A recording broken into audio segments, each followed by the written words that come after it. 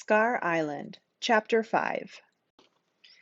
Chapter 5. Morning Muster. It was morning muster time. The boys were marched outside into the drizzly gray courtyard. A light rain was falling, and bundled up piles of clouds blackened the sky. Thunder rumbled in the not too far distance.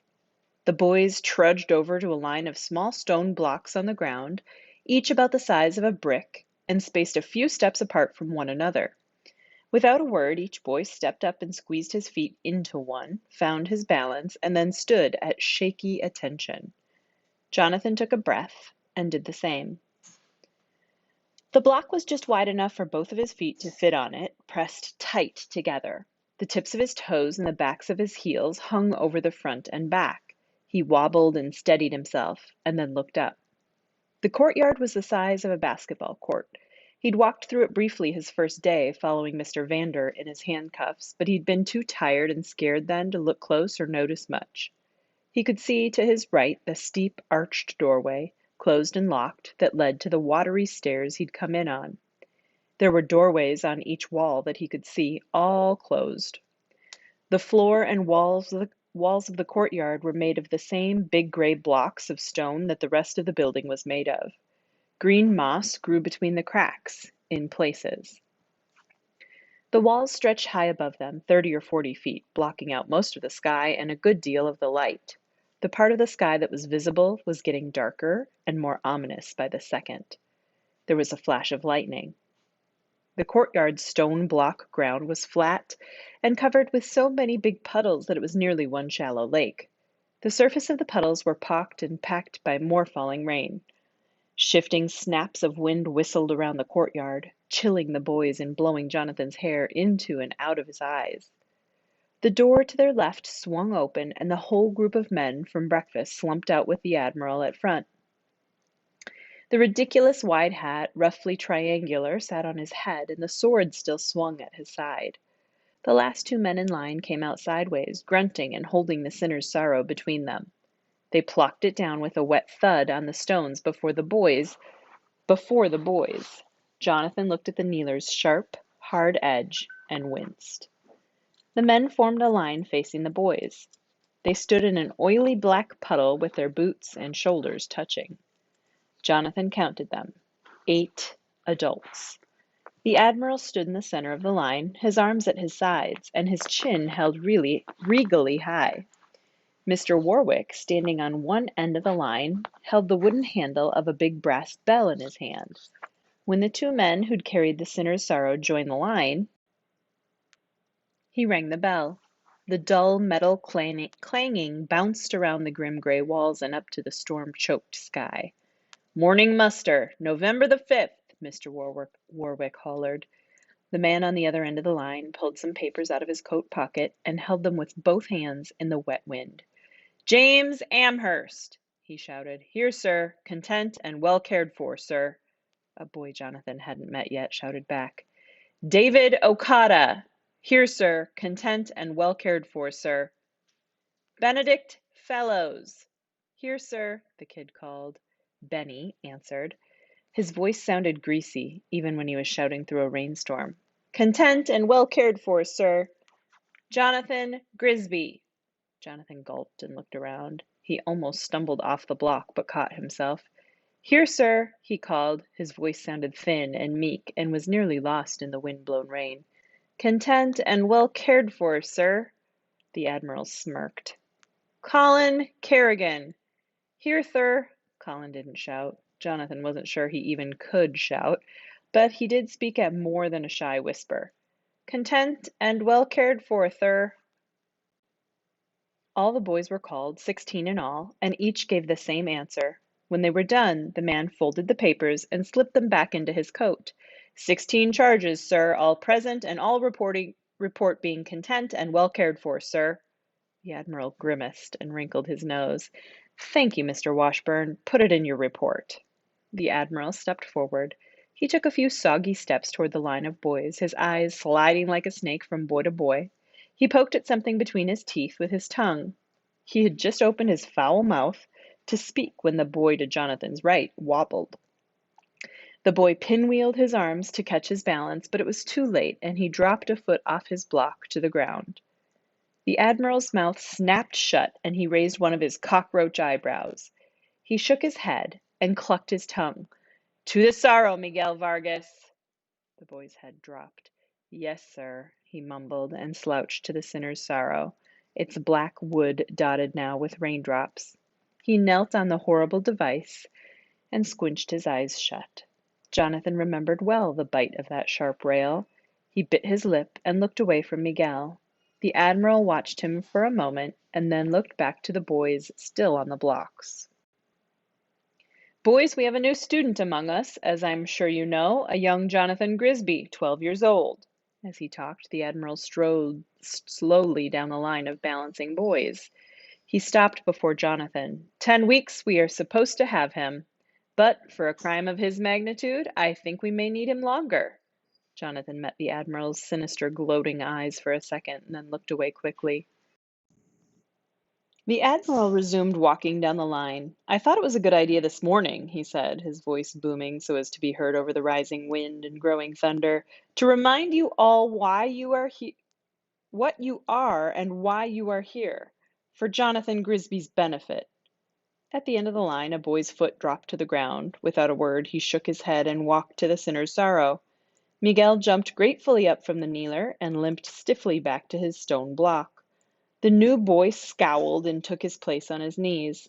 The Admiral waited for them to each get in place before continuing. By now he was back to the center of the line, and he took a step back so he could throw his grisly gaze over all his charges. "Bloody, disgusting little scabs, boys," he said, enunciating each word clearly and precisely. "That is what you are. The very scabs of civilized society." He smiled an ugly, pinched smile, then let it drop from his face. "And why, you might ask, do I call you scabs?" He started walking again, his eyes up at the clouds and the occasional quick flickers of lightning. His voice lilted and rose like a schoolteacher's. "Scabs, as you know, are nasty little things. An otherwise healthy body gets a wound, a disfigurement, and it begins to bleed, that wound, and it forms a dirty little scab, good for nothing, an unhealthy nastiness, an ugliness.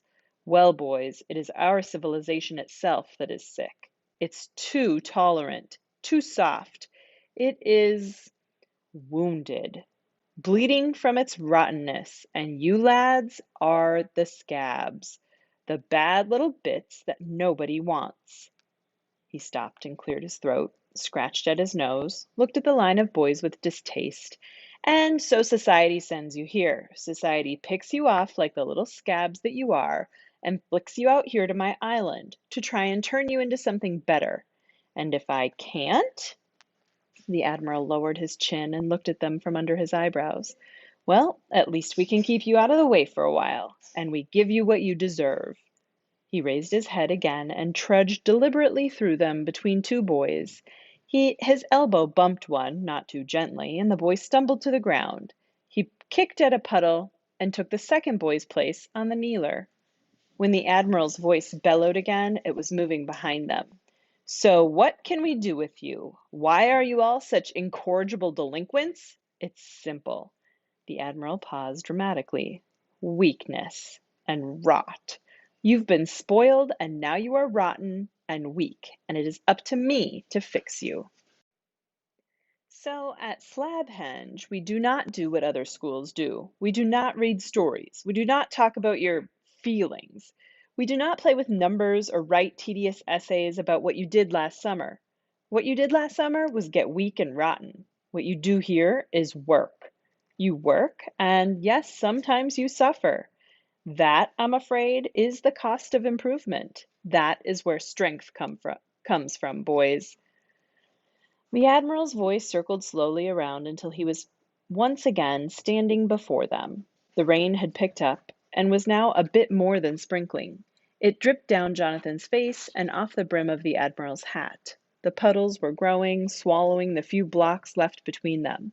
It was almost as dark as night, and flashes of lightning splashed the courtyard with wild shadows. "We will work the weakness out of you." With a flourish, the Admiral yanked his sword out of its scabbard. It flashed bright silver in the dim, stormy light. "We will cut all of the rottenness out of your character if we can.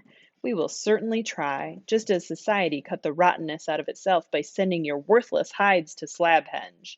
Slabhenge will cut the rottenness out of you.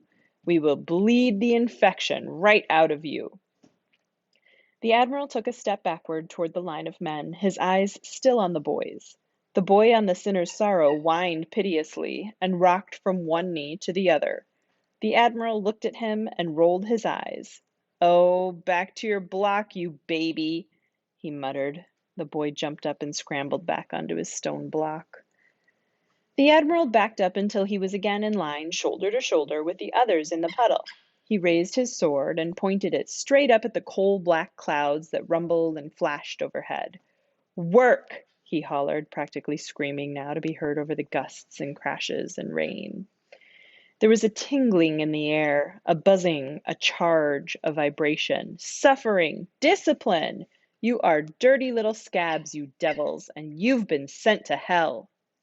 As the Admiral spoke, the metal buttons on his jacket began to glow with a strange blue light. There was a cackling like a static all around. Then a great blinding flash.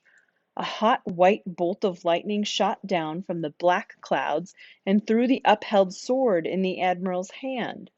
Spidery lines of electricity surged and cracked through the crowd of adults, and in one blink of a second, the puddle at their feet burned to a hissing white burst, and the world was split by a deafening cannon crack. The boys screamed and jumped and covered their faces, and Jonathan felt himself thrown off his block and onto his rear on the ground. Then all was still. Jonathan sat on the wet stone with his eyes squeezed shut and heard nothing. Bit by bit, sounds came back. A fading rumble of thunder, the rain dripping on the walls, and puddles of the prison. Gusts of wind whistling between the towers. Jonathan lowered his arms and blinked open his eyes. Two boys still stood on their blocks. The rest were on the ground, like him. They were all looking at where the Admiral and his men had been standing a moment before. The men were still there, but they all lay in a heap on the ground, perfectly still. Rain pattered softly on their coats, their boots, their bare hands. The air reeked of steam and burning and electricity and lightning. No one moved. Slowly, first one, then two, then all of them, the boys, crept closer. Step by step, they formed a cautious half-circle around the pile of grown-ups. No one got too close. There was the Admiral, face down, his hat on the ground, and the sword still in his hand. There was Mr. Warwick, on his back, his one eye open and gaping up at the storm. "Is he—" one of the boys started to say. "Are they—" another one began. There was a crack of thunder, and they all jumped, but no one stepped away. They hardly noticed the rain pouring down around them. "Oh, man, are they dead?" It was Walter who finally managed to ask the question they were all wondering. "We need to check," the big kid named Tony said. "How?" Sebastian asked breathlessly. Colin took one step closer to the steaming bodies. "Someone needs to check for a pulse." Sebastian nodded. "Right. Do it, Colin." "Me? I don't want—" "Just do it, Colin. You're closest." Colin stepped forward. He tiptoed between the bodies like he was afraid they'd wake up. He shied away from Mr. Warwick's staring eye and reached down toward the Admiral. His hand stopped inches from the Admiral's neck, and he looked up at Sebastian with wide eyes. "Do it," Sebastian snapped. Colin tucked the corners of his mouth into a frown and stretched down the last bit. He felt with his fingers past the Admiral's collar, trying to find the neck. Jonathan cringed and braced himself, expecting the Admiral to leap up at any moment with a furious roar. But there was no leaping, no fury, no roar. Colin stood motionless for a moment, his eyes on the ground and his mouth still frowning, and the fingers of one hand held to the soggy neck of the Admiral of Slabhenge. Then he blinked and looked up at the boys gathered at a fearful distance around him. "He's dead," Colin whispered. "Dead as a doornail."